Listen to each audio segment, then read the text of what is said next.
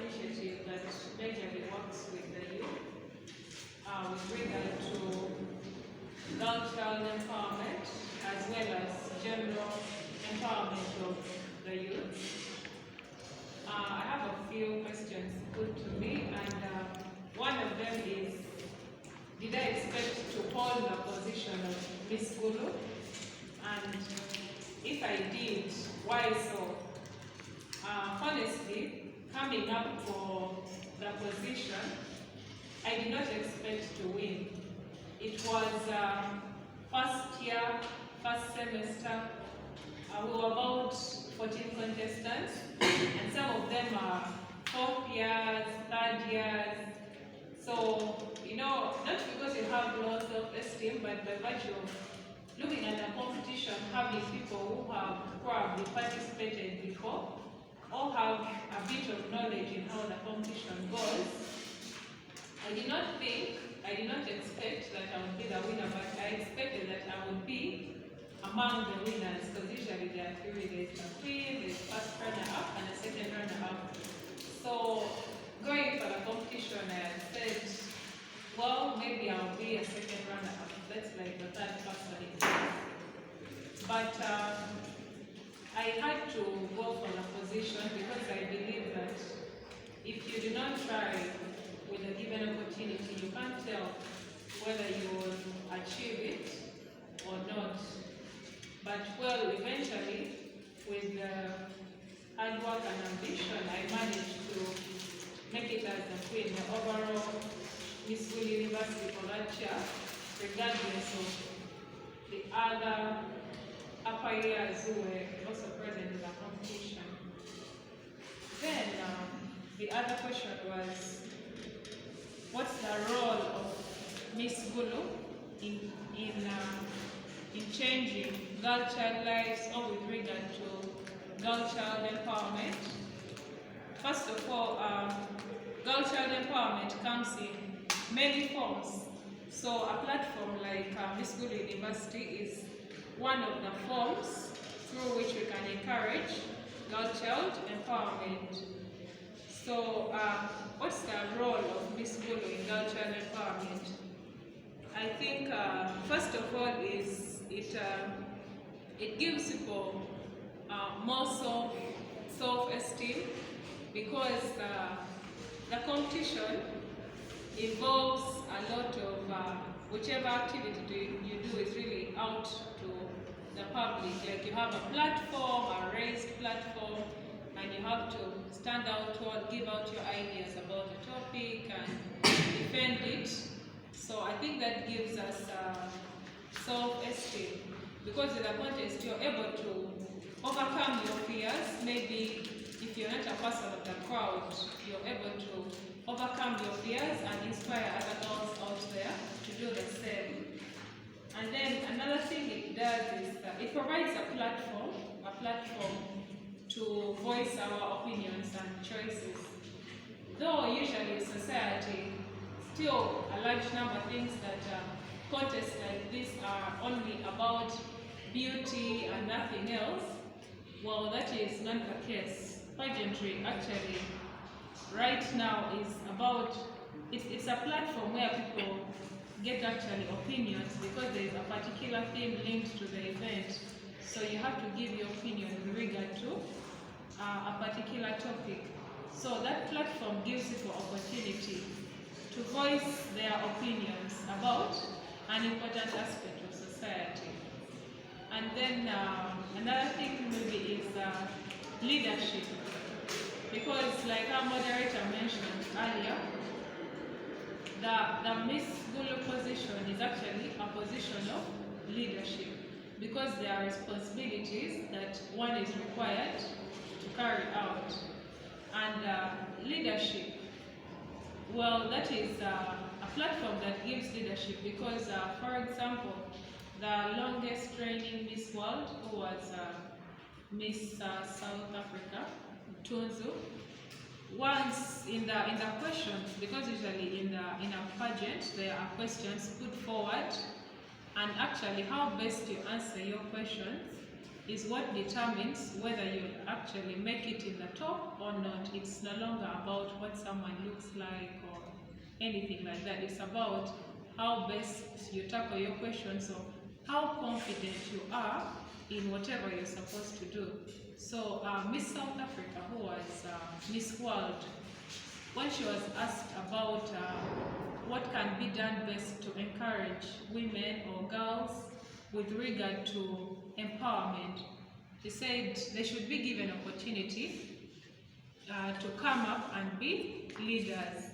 So in other words, it was a platform to encourage more girls and women to participate in leadership. And then moving forward to another question, it said challenges dealing with men and how I dealt with, while in the position of Miss School University, what were the biggest challenges? The top challenges, I think, stereotyping. You would meet a number of boys or men out there who be like, someone like me, I don't look at that as even a serious position, because I don't believe that as a man I can be led by a woman, and perhaps the contest is just about beauty and there is nothing else to show for. But that's actually not true. So how do you overcome this challenge? The most important thing is being assertive. You stand out confidently and carry out your responsibilities. When people look back at the achievements you've done, I think in that way, they'll actually have to rethink their earlier on perceptions about the particular position. And the next was most significant barriers in female leadership. I think the first one about that is gender biasness that I mentioned earlier. Up to now, we still have a section of men who believe that it is actually men who are the stronger leaders, so they are supposed to stand out in such a position, and women should not be given top priority because from the previous times, men have already proved to be better leaders, which is not the case. So that's like one of the biggest barriers in female leadership. Another aspect is most times women are less assertive. Like our moderator gave us an example of a speaker who was once here and mentioned about the whole aspect of dean, position of dean, where many people are encouraged to come up, not specified both men and women, but usually we tend to see that it's the men who pick up, who take the initiative to pick up such a position compared to the ladies. So I think most of the ladies are quite laid back. They'd be having thoughts of maybe I can't be a good leader, maybe the men out there wouldn't vote for me. But actually, I think the best way to do that is the more women should be encouraged to actually be more assertive in picking out these positions, because that is the only way you can prove that women are actually also good leaders rather than the men only. And another barrier is, though this doesn't maybe apply to most students, it's the aspect of family responsibility. Well, family responsibility is not supposed to be linked to women only, but we know that they tend to do the most part, taking care of the babies, washing clothes, cooking and all that, while the men mostly they are looked at as maybe they should present money to facilitate all that. So most of the time is actually taken up by women. So some of them tend to lay back on getting a position because they'll be like, who's going to take care of my children in case I do not, in case I'm very occupied with this position. And the final question was, is there a difference between male and female leadership. Actually, I will look at that before our conclusion. I'll look at that in three aspects of how society has a view of women or men leadership. One is communication skills, and the other is self-branding. So with communication skills, usually men tend to be their communication skills usually tends towards command and control. Like, when I order this, that is how it should be done.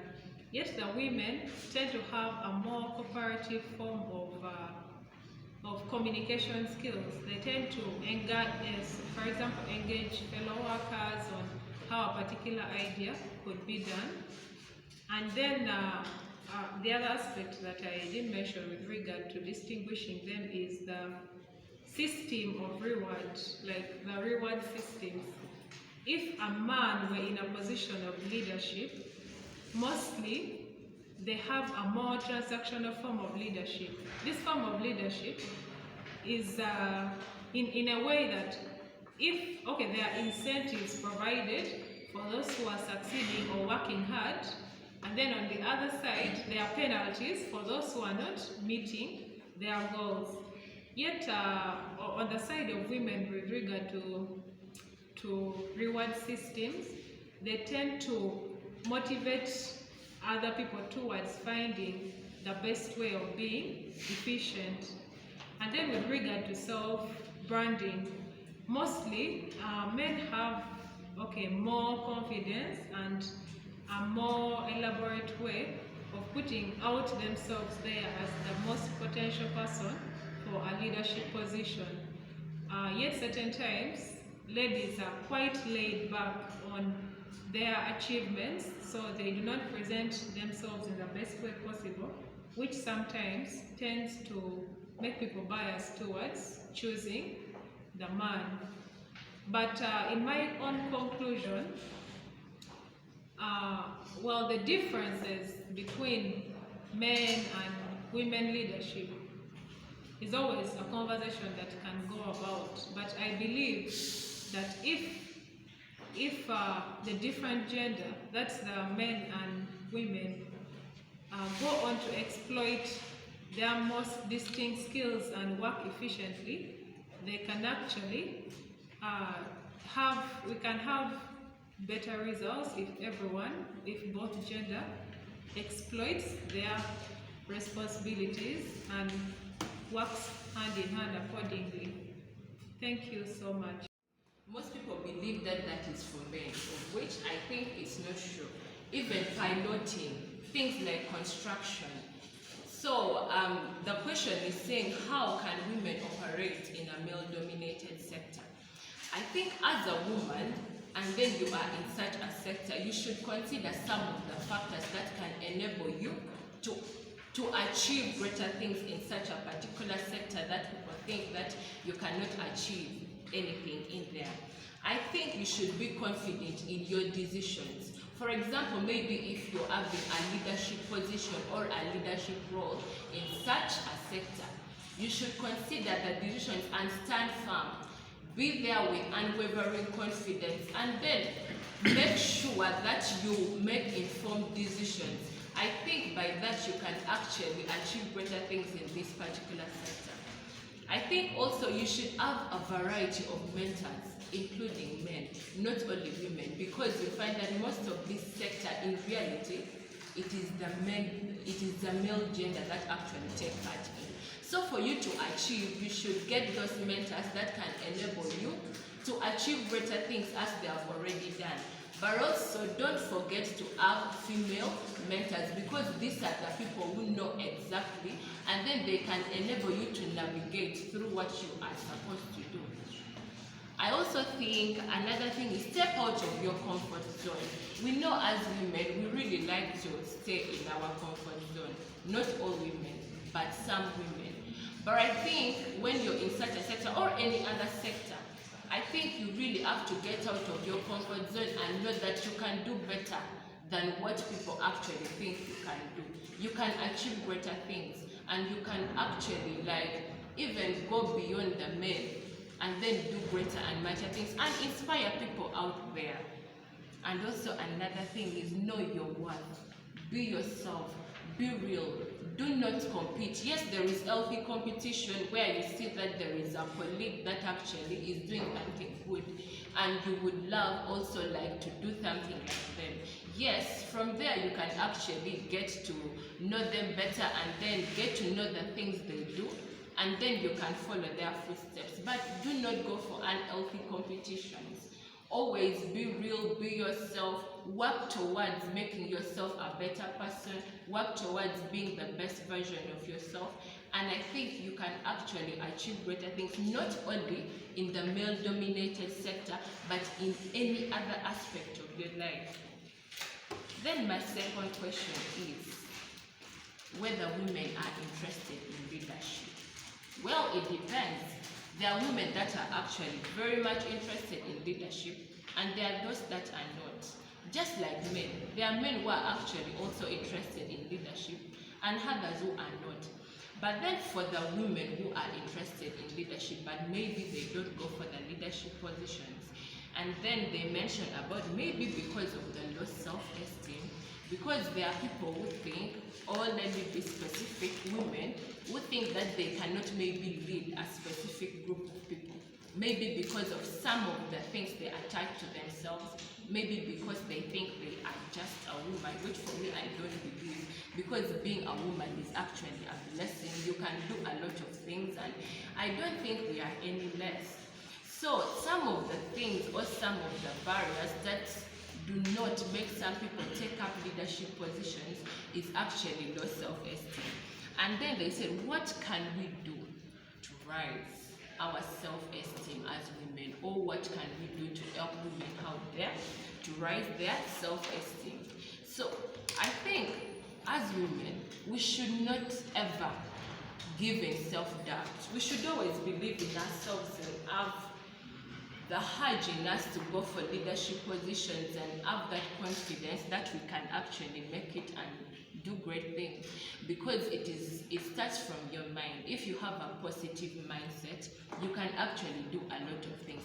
But if you already have a negative mindset that no, I'm just a woman, I cannot actually lead a group of men, because you already have a negative mindset, it is very hard for you to stand up and go for that leadership position.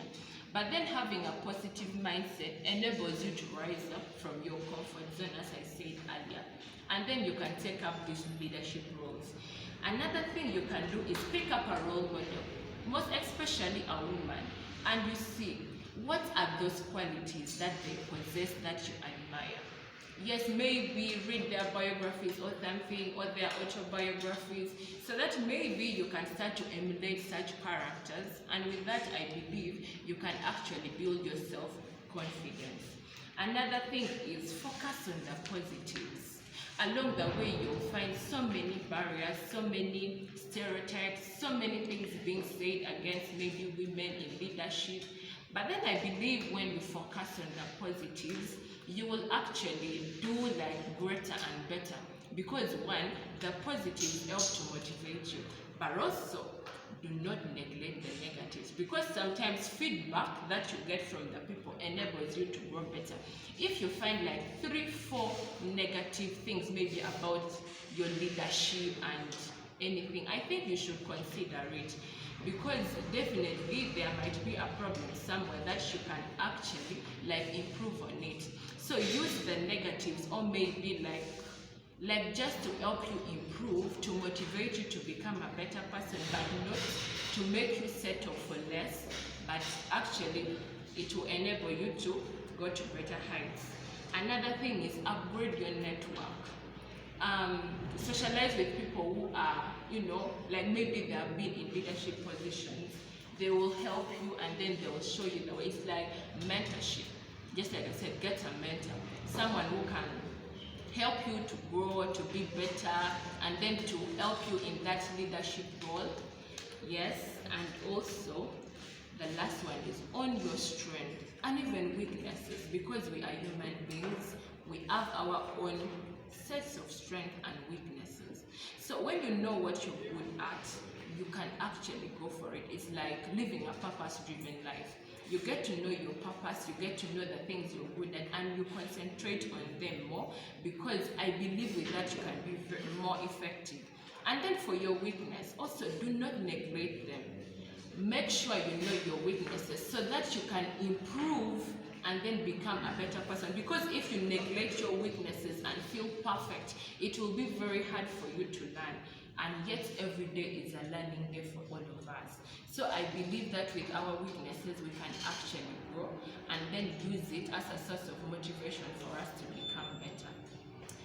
I remain Fiona Gifty Adu for God and my country. Thank you.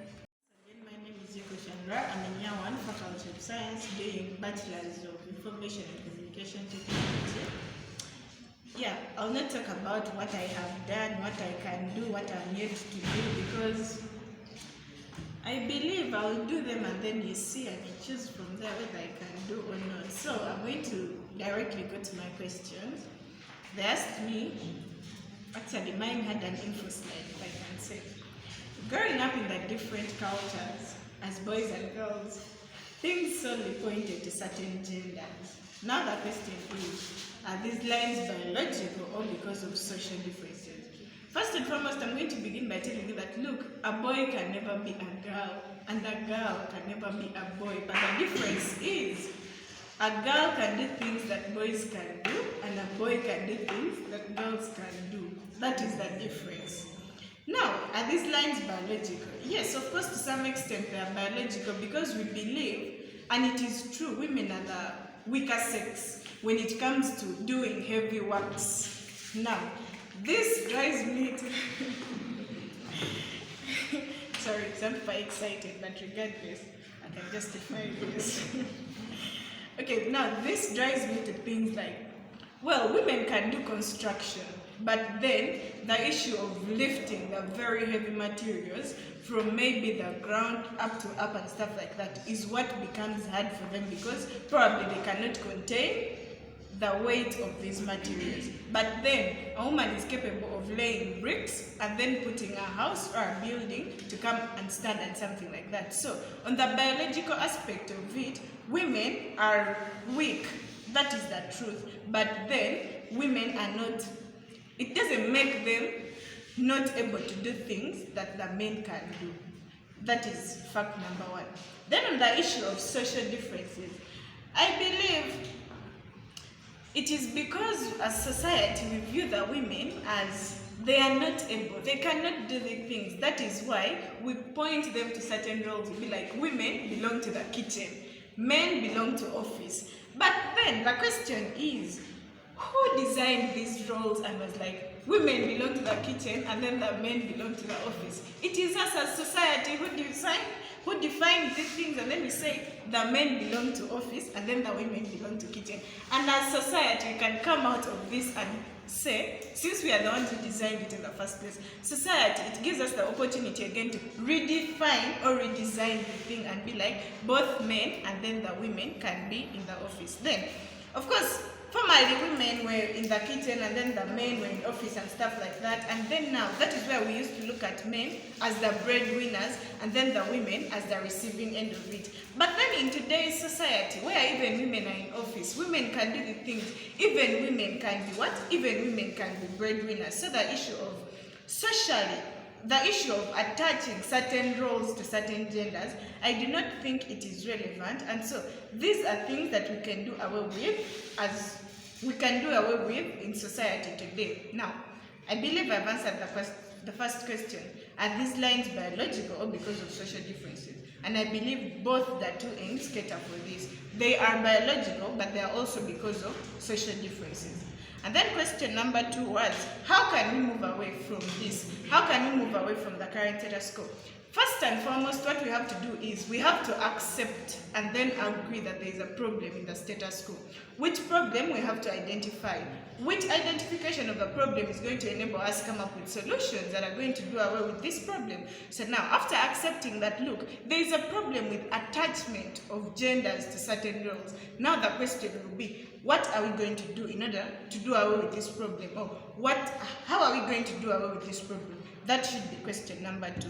But then, if you're looking at this, you also realize that, as I earlier told you, society determines the things and society defines them. Now, if we as society are the people determining the things and defining them, that draws us to changing our mindset. We have to change our mindset and come out of that system where we say the women belong to the kitchen, the men belong to the office, the women cannot be breadwinners, the men are solely breadwinners, or the men are solely breadwinners, and even if the woman is working or something like that, she cannot provide. We have to get out of that mindset. We have to also come out as women and also as society and move away from that bit of it. And then now, if we have identified the problem and then change the mindset, what does that mean? We are going to empower people to discover their abilities. Because it is a matter, okay, we be like, most people be like, you can make a good wife, but they never be like, you can make a good leader, you can make a good president, you know. They just be like, you can make a good wife. Why? Because we have associated women to wives, but women don't be like, you can make a good, no. Okay, but we have not associated men to the issue of, you can be a good husband. In most cases, we'd be like, I think you can make a good speaker. I think you can make a good president. But then, why do we only say to women, you can make a good wife? Can't we give women these compliments of, you can be a good leader, when actually these women can be good leaders? We should look at that and also change from that. We should empower the women to discover their abilities. Yes, and also, of course, we have to also empower the men to discover that even them, they can go to the kitchen, and it is not necessarily the women who have to be in the kitchen. So, and also as society, we have to change perception about certain things. Because I believe the way we look at things is what affects us, right? Not how the things, of course, it is you to look at that thing in that angle, then that thing is going to portray itself to you in that angle. So if we can change how we look at things, I believe the issue of pointing certain roles to certain women, to certain genders, is also going to change. Because if all of us can, then what is the essence of us saying only this gender can do this, only this gender can do this? We can do the things, we can share the things, and so we become better people.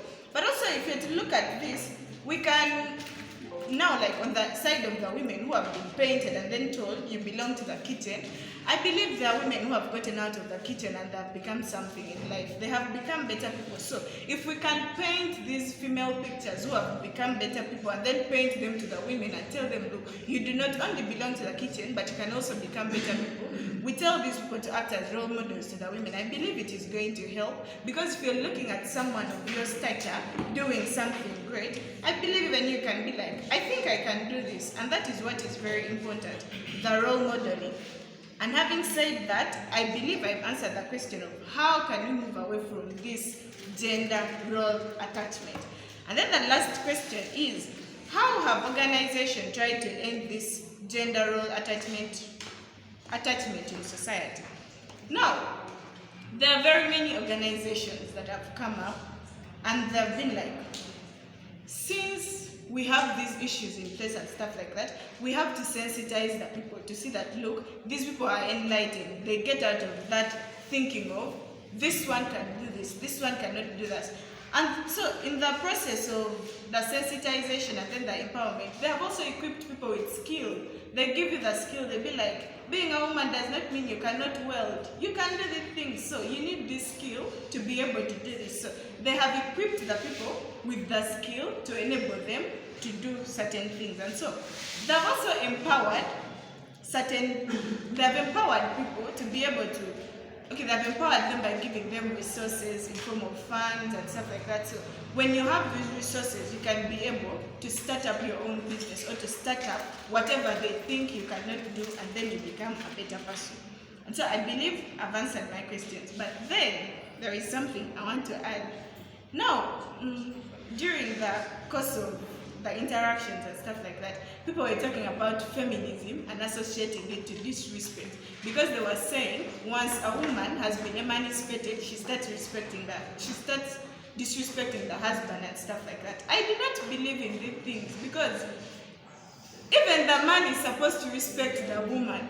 The woman cannot just start disrespecting you from anywhere. If you're not disrespecting her, both genders need to understand that, look, as a woman, I also need my own portion of the respect. And even in a man, you need to understand that as a man, you also need to give that woman some portion of respect. It is not a matter of saying, these women who have been emancipated no longer want to be beaten, no longer want to be abused, no longer want to be what? Is that the worth of a woman? Is that how you're viewing the woman? No. Don't associate feminism to things that do not actually what? That do not come with it. But this rather is a problem of the streets. It is a problem of people's mindset, and even society dictates that. Because formerly when men were the breadwinners, it means they had the opportunity to do anything. So now in a society where women have become breadwinners, they also feel it gives them the platform to do anything they want. Because now, if the man was the breadwinner, he had freedom to beat the woman, and now today the woman is the breadwinner, she also feels she has the freedom to beat the man. I am not saying women beat the men or men beat the women. I am just saying feminism and respect are two things that have, okay, they work hand in hand, but feminism does not dictate disrespect and stuff like that. So we should not come up and be like, women who have been emancipated are disrespectful women, because we've seen women who have been emancipated and they are respectful women.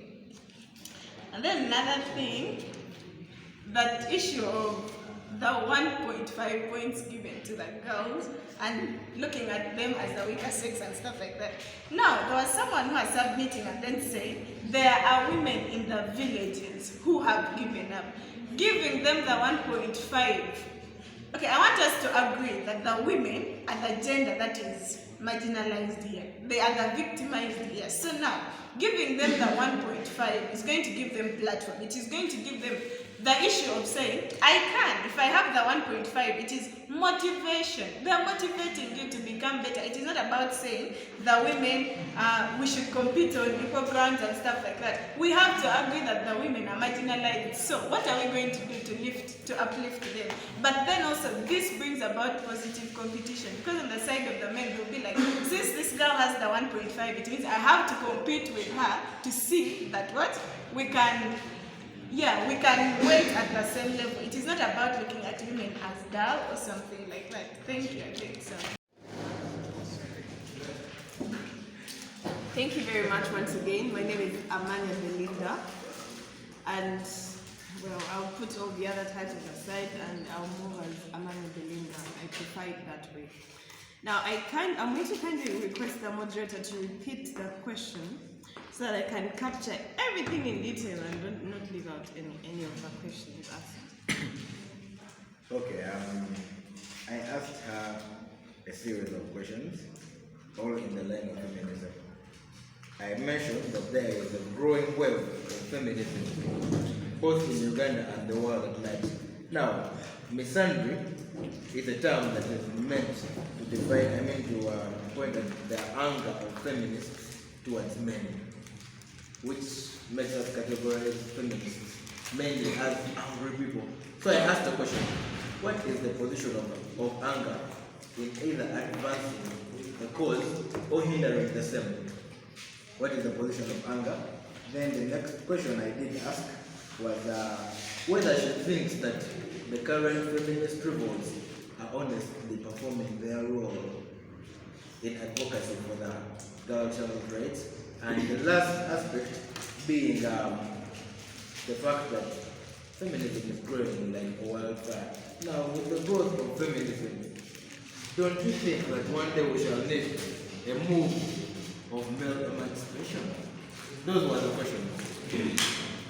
Thank you very much. So I'd like to start from a point of, without feminism, would women be having these privileges? Would these privileges really be there? And I'd like to tell you that where there is a move, there is a cause. There's a lot that was happening before these feminists came up.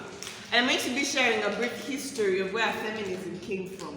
And so at this point, when you ask me without feminism, would we be having these privileges? Well, no, because we were living in that period without the feminists. And well, the females or the women were being marginalized. And we saw that. So when they came up, we have seen a difference, right? And now I'd like to also take us to the point of how did feminism come up? Where did it start from? Now we look at the first wave of feminism, which was dealing with property rights and the right to vote. That was the first wave of feminism.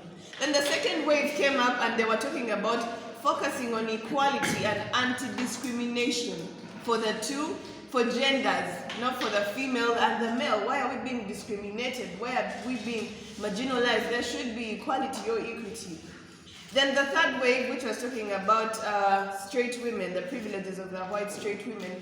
But I'd like to majorly base my argument tonight on the second wave, which was focusing on equality and anti-discrimination. Now, currently with the status quo, we are having a challenge of the definition of feminism. What is feminism in its course? You know, there is a, for those of you that know some information about milk, you cannot boil milk in a dirty saucepan. It's totally going to get spoiled. So currently we're having challenges of some, should I call them elements? Some movers, some instruments of feminism having a certain element which he cited out, and that was anger and all that. And so at a certain extent, feminism is being tagged something very negative and something bad that many people actually do not want to associate with. But then I'd like to give the right definition of what feminism is or what it should be. Now, in most cases, when I'm talking about feminism, I talk about it in my own perception, in my understanding, and in the way I believe it started and how it is supposed to be. So, first of all, I'd like to set out Article 1 of the Universal Declaration of Human Rights, which states that all human beings are born free and equal in dignity and rights. They are endowed with reason and conscience and should act towards one another in a spirit of brotherhood. Now, starting from the last element, which talks about brotherhood, regardless of your sex, we are all supposed to complement each other. We are all supposed to live as one and not in sex of we are female, they are male. And so when we look at the rise of feminism, feminism comes up because there was an inequality somewhere. Women were being pushed at the back and we're only seeing women, yet we would want to see a society that is complemented by the two sexes. Now, when we look at the definition of feminism, we see that feminism is all about genders having equal rights and opportunities. It's about respecting diverse women's experiences, identities, knowledge and strength, and striving to empower all women to realize their full rights. Now, the reason why feminism now looks at equality, especially on the side of women, is because when we look at the genesis of how everything started, the men were on top and the women were not even behind, but nowhere. You do not even see them appear anywhere. And so they were being ignored and made feel incognito in society. And so that is how feminism came up. And then someone comes up and asks, is feminism a cancer or a pretense? Well, I do not think feminism is a pretense. We are still having this, we still have situations that still come up and show us that, well, women are still being pushed to the back. Now, the problem with society is that you only look at those in urban areas, you only consider those you're seeing, and you forget about the girl in the village. You raise the point of 1.5 weights.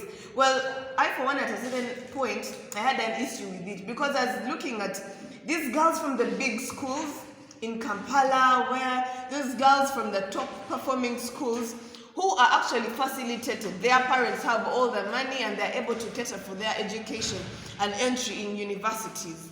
And these people are actually the major beneficiaries. We are seeing them go to university very well and all that. And we also have a certain category of girls who actually render this 1.5 useless to them. Even though you scrape it off and you leave them with the weights they have, they'll show you we are not affected, we shall still go for this course. And we call those outstanding ladies, we are proud, we applaud them and say, well done, we are borrowing a leaf from you, we look up to you as an inspiration.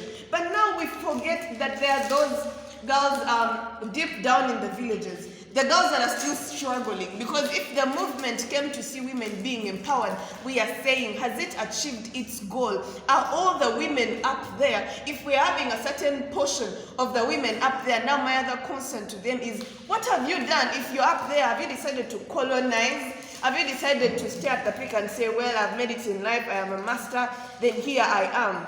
No, we are saying that, well, one of the aims of feminism should be, if you have made it to the top as a lady, if you've managed to beat about and, gone through these other challenges, when you get to the top, do not colonize, do not enjoy the space and feel like, well, I have made it in life. The only way we shall measure whether you've made it in life is how you're able to step down and pick up the other girls. And that is something that society is missing. Whoever gets to the top wants to be looked at as an alpha, wants to be looked at as the mighty one, and so the society should acknowledge me as a great one. But then I loved, we had a meeting, I think it was last week, and one of the ladies seated at the back, I never got to know her name, but she was talking about certain work they were doing. She tells you how she goes to different villages, training girls who will train other girls. And that is what feminism should be looking at. We're looking at the empowered, helping the others, picking up the others so that we could all get to the goal and say that, well, feminism has actually reached its point of accomplishment. We are seeing the results. But when the results are partial and imbalanced, then we start to question feminism. But feminism in its sense is not a problem. We're just looking at how are people carrying it on? How have the people who picked up this second wave feminism that was talking about equality and anti-discrimination, have the women we have empowered really showed us that empowerment was vital? Have they stood up there and said, well, I'm not staying up there, but I'm going back to pick up those girls? There's a time I was on Kampala FM arguing on one point, arguing on a certain point which I looked at as really disheartening. We were looking at ministers during COVID period, talking about in different webinars, by the way, online, talking about teenage pregnancy, seated in AC rooms, seated, in their comfort, you're enjoying your cup of coffee, you're seated and you're really addressing such issues. And then when they called for some live conferences where people would come, who were going? They're actually girls that are so smart and do not know anything. They have no problems. There's no way they're going to get engaged into sex because they needed money to buy a pad or money to buy this. No. These are girls who are actually, these problems are not attaching them, and these women were just there and not focusing on the girl deep down in the village. To me, they were trying to remove jiggers using a blunt needle, and I was wondering, what have you done as a minister of this, as a lady who has made it up there? Have we seen you get at least a weekend or once in a while visit those rural areas and see, well, how are these girls doing? Can I tell them my story? Well, the moment, there's a time I met one of the, she was the state minister for anti-corruption, something like that, Honorable Nakalima. And she was sharing her story, and I'm like, wait, you also came from far, you also came from a poor background, but how come we never get to hear such? How come that there is a girl deep down in a village, in Karamoja, wherever they are, and they've never heard of these stories? Are they being motivated? What is the reason for you being empowered if you cannot empower others? And that is where we come up and criticize feminism currently, not because of feminism as where it started from as feminism, but currently where we are seeing it. And I continue to also say that if we are to really continue with feminism and looking at equality and judging it and naming it as bad, let us look at, have all these girls come up? If we really want, if we are saying that, well, feminism should stop, we have had enough of feminism, women are coming up and being so brutal and all that, well, those ones have a reason. That is why I talked about the aspect of saucepans. If you have a dirty saucepan and you're using it to cook milk, well, in my culture, I believe milk is pure, milk is what, and when they talk about purity, they talk about milk and the containers, the vessels where milk is kept. They are, to us, the symbols of purity, because anything impure mixed with milk is going to spoil the milk. And so in that context, if we are having angry women standing up and saying, all men are trash, all men are this, with all that anger, and coming up to lead, to be the forefighters of feminism, what are you going to expect? Automatically, they're going to bring up a biased point of empowerment, a biased point of view, biased values, which actually are not helping the girls. And then this is creating another problem that we're yet to realize, that in the future, we shall have women that, we are women, the men are just like some funny dogs and we don't need them, and we are independent, we are women alone. Yet society, we looked at the Article 1 of the Universal Declaration, which brings up the element of they are endowed with reason and conscience and should act towards one another in a spirit of brotherhood. We are meant to complement each other. When we look at these angry or radical feminists, we are saying, no, put down your anger. If a certain gentleman disappointed you, well, disappointments happen, but it doesn't mean that all the other men out there are trash as you impose. There may be others that are actually not acting like that gentleman that you faced with. So stop generalizing and stop telling all the other girls that, well, these men are bad, these men are what, because you need their help. Someone talked about why we need male mentors. We need male mentors because they have made it there. They have been in the field. When we go to them, we seek for reference, we seek guidance, and when they help us, you relate and say, well, if a male was able to do this, then I can also imply the same and become better. Because if some women are so selfish and do not want to share, then let the men also come in.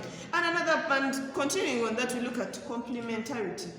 We are all humans, regardless of whether you're male or female. We are all humans. So if you have made it in life, do not wait for that women should take care of themselves and the men should. Not really. We are one person.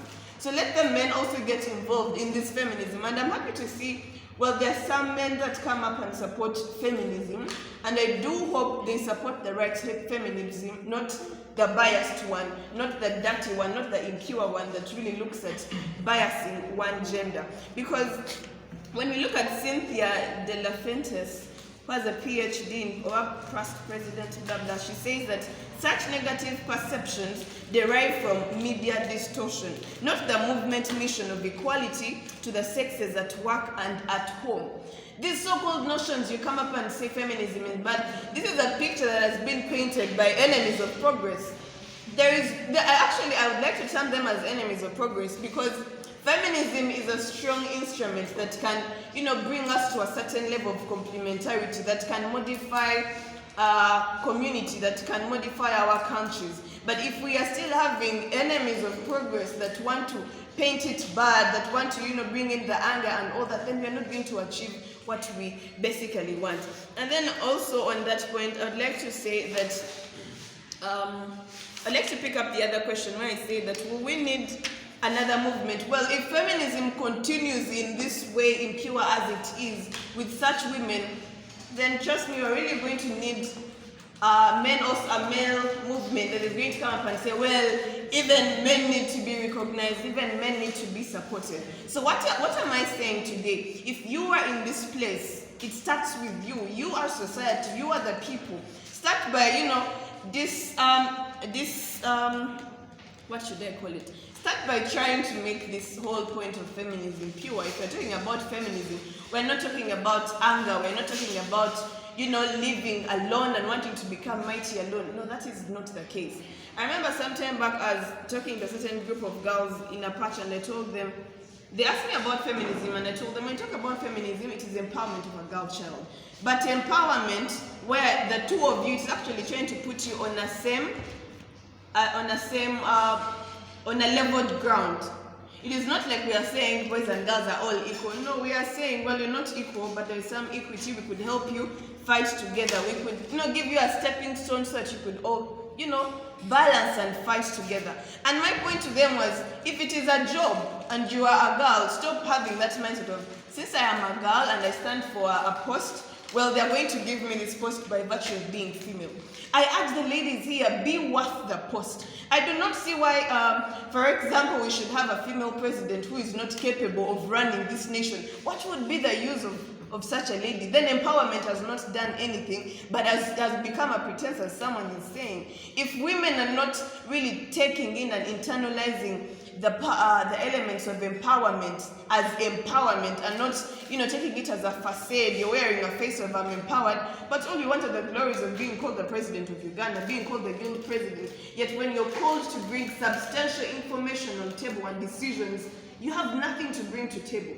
So my urge is that even if it is a job, and probably there's a girl and a boy, and they can all compete favorably, do not have this whole point of, I don't see why I should be given a job on merit of I'm a girl, yet I can work to be there, yet I can also get a degree and, study and excel, and I come to office and tell me, well, I'm giving you this job on basis of your academic papers and all that.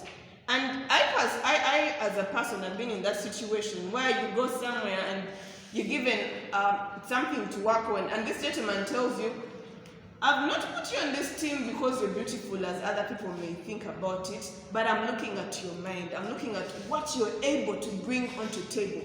Actually, personally, I look at it as an insult for a gentleman to tell me, well, I'm going to give you this job on this TV. Man, you look beautiful. People will want to watch this. I'm going to make you an accountant because you're beautiful. All the men will be running. Yeah, that is an insult. That should actually be termed as sexual harassment. Why are you looking at, my outside look and all that? You should look at what value am I able to bring here. That is why we talk about brotherhood, complementarity. Value us and look at us as people, but not looking at us in smaller spaces of sexuality and how I am a girl and all that. So finally, as I conclude, if we're looking at paving the way for more women in the political, business and civic arena, I do pray that the ladies in this place are able to build themselves with a mind that is fit for those positions.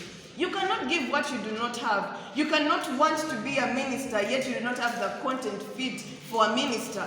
You're just presenting a facade. You're actually you're painting a picture that women are failures. I remember saying to a certain gentleman who said, well, let us leave the ladies lead and let us see the crap they present to us. They're waiting to look at the crap. You're all making a lot of noise. Feminism, we want the ladies there. Fine, be there. Let us see what you produce. And the moment you go there, what do you present? Nothing. And when you present nothing, what will happen? Well, we gave you the chance and you didn't use it, so go back behind. Let us be worth the positions. Let us be worth what we are fighting for. And I think I'm done for now, but I'd like to really emphasize that point. For the ladies here, if it is politics, if it is whatever it is, step out. And if you make it to the top, as we had Miss Bulu University here, I do believe you use that position to pick up all the other girls. Mentor them. I believe in mentorship. And I've run so many mentorship sessions with I don't know how many girls, those older than me, those younger than me. I do not care. As long as I have something to teach them, something they can learn, then that is all that matters. But the notion of feminism is bad should not be. The original feminism is fine. The status quo has been contaminated, and we need to rectify the situation. We need to put this right, and we need to see even the men come in to help us, complement each other. Do not be, if you're in a class and you're ever topping as a gentleman, do not feel that pride of, well, I'm a gentleman, I'm ever winning. No. Pick up someone. Let them also get where you are. It feels nice when you're empowering others get where you are than being lonely at the top. Being at the top is fun when you're many, when you can sit in a community and, talk. That's what I always talk about even with leaders. If you're a leader and you have not pulled up another leader as you're leaving, you're taking the glory alone. But when you share it with other people, when you're many, when you share that joy, you promote unity, brotherhood. There is that love, there is that peace that is created. So, when I've said I conclude. And as I conclude, let us, have that peace that unites us. Let us have what to bring on table and not wear facades of, saying I am this, yet you're not. Be what you really are. Have that integrity and carry what you really say you carry. Thank you very much. I remain Belinda Man. A time during the orientation program of the year ones when the game union would come and then they start to speak of their achievements. The fact that people have gotten scholarships because of being part of the game union. But most times they want to point at one individual who has had the scholarship for 4 years. Now the question table was, in all these 4 years, is it only one person that you have been able to give the scholarship? The unanswered question. What am I trying to say? They are speaking of feminist, the role of the empowered women towards the less empowered. And someone specifically pointed out certain MPs, Honorable Kadaga, when she gets there, what is she doing for the rest? The role of the more empowered. Because at the end of the day, people ask what has been the achievement of any feminist move. Then you point at one person. There will be questions. Is that the only person you can point at as the advantage of feminism? feminism has had impacts which are both positive and negative. I'm not sure which ones are worth commenting on.